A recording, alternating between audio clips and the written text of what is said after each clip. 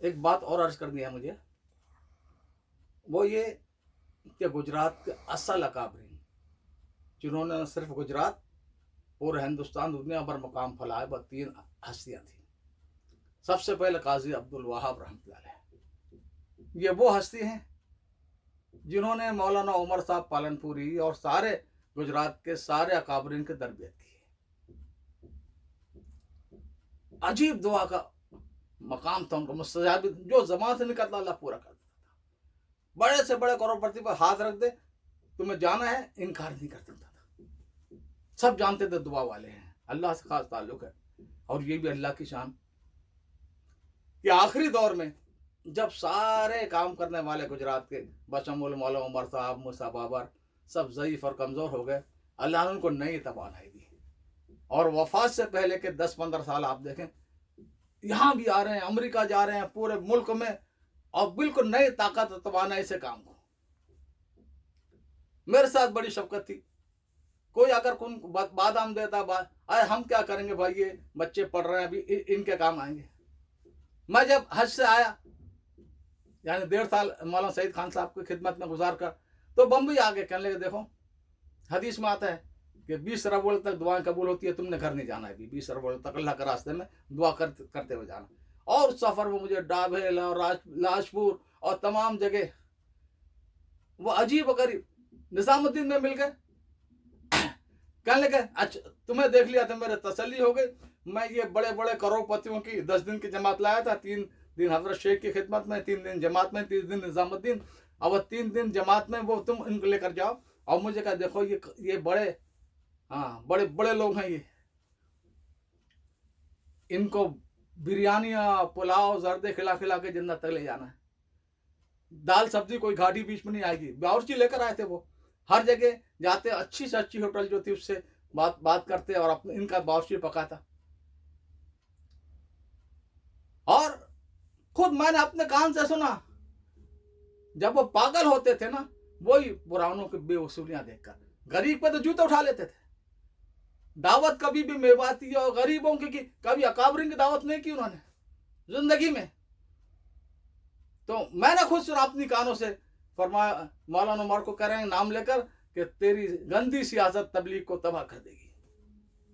और उन्हीं के कौम के खाजी साहब, नाम नहीं लेता, मेरे भी बड़े करम फरमा दोस्त रहे, अमेरिका के आखिरी इज्तिमा में वजू फरमा रहे थे, दाते लोटा फेंक कर मारा और नाम लेकर कहा कि तेरी सकरात बहुत लंबी होगी। तो उनका खाजी साहब दुआ करना अल्लाह ताला पर रहम करे, मैं बहुत गुनहगार हूं। कहा नहीं, ये गंदी सियासत छोड़ दे, तबलीग में सियासत का कोई काम नहीं है। तो एक काजी साहब सबसे बड़ी हस्ती। और मैंने देखा दोनों हजरत जी, मौलाना साहब, मौलाना इनाम, दोनों रहमतुल्लाह अलैह, इन दोनों काजी साहब का बड़ा एहतमाम। काजी साहब कहाँ ठहरेंगे, कौन खिदमत में होगा, क्या खाएं। हालांकि तो अवामी मौलाना सईद खान साहब अवाम में सो जाते थे, अवाम में खाने की कोशिश करते थे। एक बानी जो तबलीग के गुजरात में सबसे बड़ी हस्ती काजी अब्दुल्ला, उनका देखने वाले लाखों मौजूद हैं। दूसरी हस्ती भाई फजल करीम। पूरा हिंदुस्तान का समझदार तबका, तालीम याफ्ता, उनकी तकरीर सुनकर लगा है। उनके खिलाफ क्या क्या नहीं किया इन्होंने। मरकजों में ठहरे देना, उनकी दावत मत करना, जो मरकज खुद बनवाए थे वहां ठहरने की इजाजत नहीं। जमाते फिर उनकी गिबतें करते हुए, जैसी आज मौलाना साहब की गिबत कर रहे हैं ये लोग। हजरत जी के कान भर भर के हजरत से डांट बुलवाई जाती थी। सारा मेरे सामने मंजर है। तो दूसरी हस्ती है भाई फजल करीम, तीसरे मौलाना मूसा सामरूदी। ये शुरू के बुजुर्ग हैं। सबसे पहले ये जो सलावियन मुल्कों में वो गए हैं और दीन की निस्बत से तस्वुर ही खत्म हो गया था, एक मुसलमान दूसरे मुसलमान से मिलने के लिए आए।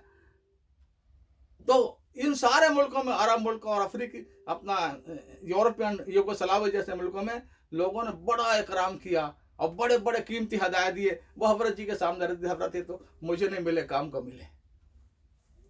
जब मैं 1962 की बात है, आए वहां पर जामे हुसैन रांदेर में, अबे तुम्हारा अमीर कौन है, मुझे लोगों ने सलमान सामने कर दिया। कह रहे तुम गरीब मालूम हो, तो मुझे अमीर तो दिखते नहीं, मजाकन। उसके बाद में फिर बड़ा जिंदगी भर ताल्लुक था। जो जिन लोगों ने इन तीनों को देखा वो लाखों करोड़ों हैं, वो गवाही देंगे मेरी बात की कि ये मौलाना इब्राहिम देवला और मौलाना अहमद लाल जूती के खाक के बराबर नहीं इन तीनों के। कुर्बानी के एतबार से, इजाबत और कबूलियत के एतबार से, किसी एतबार से भी। और उन्होंने आखिरी सांस तक, मौलाना मूसा सामरदी का तो अभी इंतकाल हुआ, हजरत जी मौलाना साहब को माना है। यही नहीं, भाई फजल करीम पर जितना इताब आया है ये मौलाना हारून के साथ देने की वजह से। जैसा आज मुझ पर इताब हो रहा मौलाना हारून के बेटे मौलाना साहब के साथ देने की वजह से, तो ये तो होता रहेगा, दुनिया में होता रहा है। इन लोगों की मन आज भी ये चाहे जितना शुराई बन जाए, मौलाना यूनुस पालनपुरी और उस्मान काकोसी, ये उनके बयानात आप सुने, अक्सर बातें फजल करीम भाई की। और यूनुस पालनपुरी तो माशाल्लाह एक कलाकार है, हाँ एक अदाकार है। हफ्ते का दर्स देता है वो, सबक। गुज़श्ता हफ्ते का सबक उसने दिया था कि देखो रोजाना 100 मरतबा कुल अल्लाह सूरह इखलास पढ़ लो, हर दुआ कबूल होगी। फिर अपने एक दो किस्से सुनाए, फला लड़की मिली, वैसी परेशान थी, शादी नहीं हो रही थी, और मैंने बताया इस तरह उसका काम हो गया, और तरतीब भी बताई कि इस तरह 100 मरतबा पूरी करो, हर दुआ कबूल होगी। भाई तू वहां पर अपने गद्दी पे बैठकर ये तरतीब तुमने तेरे बाप को नहीं बताई कि वो बेचारे मारे मारे जमातों में फिरते रहे, ठोकर खाते रहे अल्लाह के रास्ते में? मौलाना इलियास को नहीं बताया ये तरतीब थी? हाँ? और नबी के बाद किसको हक है सवाब बताने का? नबी भी बताना भूल गए हर दुआ कबूल करने का, कि 100 मरतबा सूरह इखलास पढ़ लो। ना हलाल कमाई की शर्त है, ना लोगों के इंसानों के हुकूक अदा करने कोई शर्त नहीं। ये जो गोरख धंधे चल रहे हैं दीन के एक एक जुज को पकड़कर, ये वो लोग कर रहे हैं जो निजामुद्दीन से बज़न है और भागे हुए। तो ये तीनों अकाबरीन भी, और मैं आज भी खुला चैलेंज है किसी जिम्मेदार अकाबिर को, किसी देवबंद के, मज़ाहिर उलूम के, कांधला के, नदवा, किसी को जबान से कहलवा दो कि मौलाना साहब हकदार नहीं, ये इब्राहिम देवला या अहमद लाल हकदार है हजरत जी बनने का। कभी नहीं कर, कयामत तक नहीं कर सकेंगे, इसलिए कि सबको पता है कि असल कौन है और नकल कौन है, जाली कौन है और असली कौन है। तो गुजरात के लोगों को इन तीनों बुजुर्गों को देखना चाहिए।